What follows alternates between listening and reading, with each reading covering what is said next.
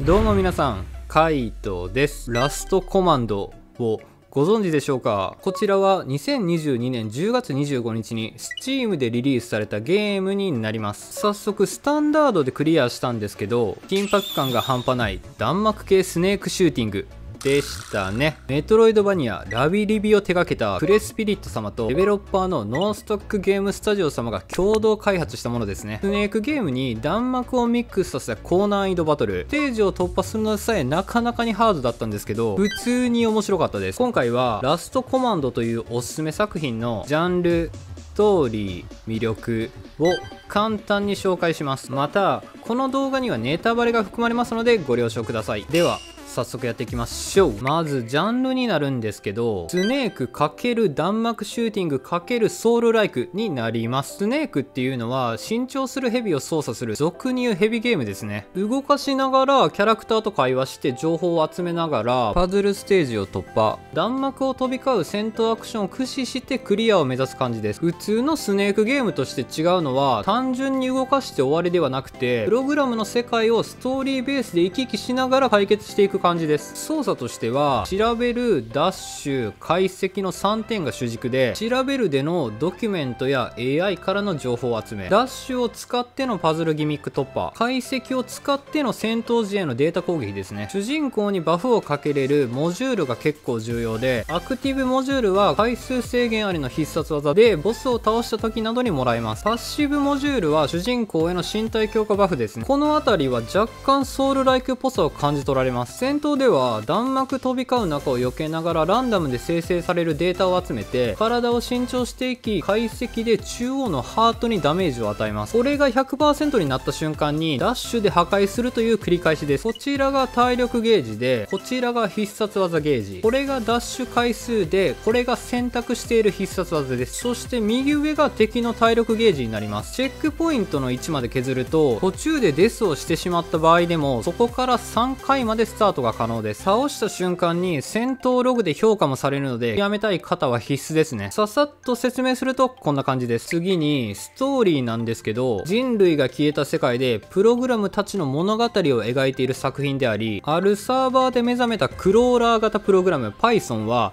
アクシデントに巻き込まれているとサポートプログラムに言われます。助言を受けながらファイヤーウォールを正常に戻していくと、アイアンガイド騎士のフェイという女の子に出会います。サーバーの作動確保とセキュリティの維持をしている彼女でしたが、サーバー内に異常が出ていることを知っており同行します。ウイルスを全て除去して一段落したと思いきや、兄たちの異常な行動、いやこの世界の真実を突き止めるってお話。そしてこのゲームの魅力になるんですが、1、斬新なスネーク×弾幕シューティング。このジャンルは全くプレイしたことなかったのですが、想像以上に面白かったです。主人公の Python はスネークなので若干経営しがちなんですけど、操作していくと自然に慣れていきます。基本的にはステージ内を探索しつつエリアボスを倒す流れのは一貫してて、最初は簡単な弾幕加減から後半になればなるほど激しくなっていく感じです。低速で移動することもできる回避モードもあるのは戦略性高くて、細かい弾幕を避けるときや特殊エフェクトの攻撃の時に活用しまくりですね。いかにデータを集めてまとめて攻撃するか、確実に1個得得した瞬間に着実に当てていくかも面白い。ちなみにダメージを食らうと集めたデータが飛散するんで、欲張るとあかん時もありますね。プログラムというのが念頭にあるんで、画面エフェクトや文字の出し方でさえプログラミングっぽさにこだわっていたのが開発者の意気込みを感じました。2、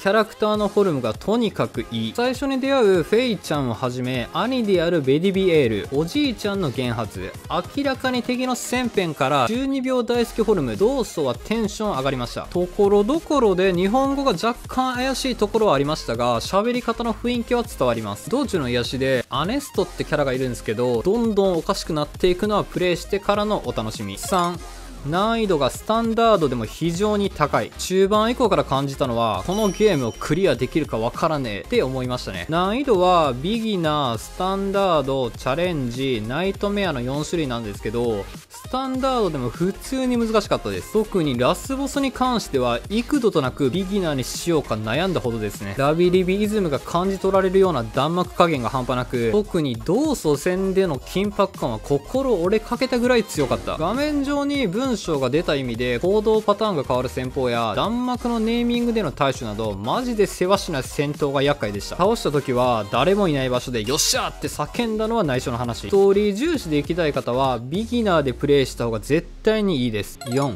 クリア時間は10時間。モジュールを集めるだけ集めて、スタンダードでのクリア時間は10時間ほどでした。弾幕プレイが上手い人であればもっと短縮できるかなと。全体的には非常に楽しめたので御の字ですね。以上になります。スネーク×弾幕シューティング×ソウルライクラストコマンド。弾幕をかいくぐりながらシビアな操作で発狂する。そしてクリアした時の達成感が非常に楽しめる。よければ皆さんも Python を操作して謎を解明してみませんか。きっとステージが広すぎて探索する場所が意味不明になった時にマジでどこ行けばええねんってなること間違いないですよ。このチャンネルではインディーズ作品を中心におすすめのゲームを一通りクリアして紹介しております。少しでも参考になった方がいればチャンネル登録や高評価をしていただけると幸いです。ではでは